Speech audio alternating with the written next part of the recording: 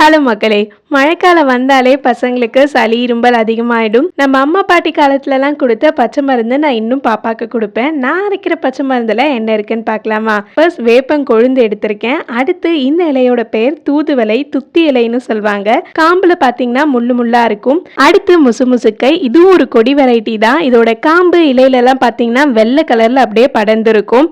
அடுத்து நம்ம எல்லாருக்கும் பரிச்சயமான இலை துளசி இலை எடுத்திருக்கேன். அண்ட் 2 வெத்தலையும் இதோட சேர்த்துக்கோங்க.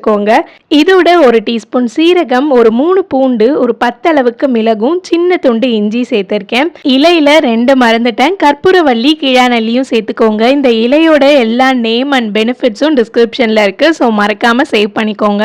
இதோட கொஞ்சம் மஞ்சத்தூள் சேர்த்து அரைச்சிக்கலாம். சில பேர் இதை நல்லா கொதிக்க வச்சு அந்த தண்ணியும் குடிப்பாங்க. குழந்தைங்க மட்டும் இல்ல, பெரியவங்களுமே இதை குடிக்கலாம். இது ரொம்ப கான்சென்ட்ரேட்டடா இருக்குன்றதுனால 4 வயசு பாப்பாக்கு 20 ml கொடுப்பேன். இதுல இருக்க அந்த கசப்பு காரம் எல்லாமே சளியை வாமிட் வழியாவோ இல்ல மோஷன் வழியாவோ வெளியே எடுத்துரும். இன்னைக்கு கொடுக்குறீங்கன்னா அடுத்து 3 வாரம் கழிச்சு தான் கொடுக்கணும். ஹோப்ஃபுல்லி இந்த வீடியோ உங்களுக்கு யூஸ்ஃபுல்லா இருக்கும்னு நினைக்கிறேன். இந்த மாதிரி வீடியோஸ்க்கு மறக்காம ஃபாலோ பண்ணிடுங்க. Bye bye.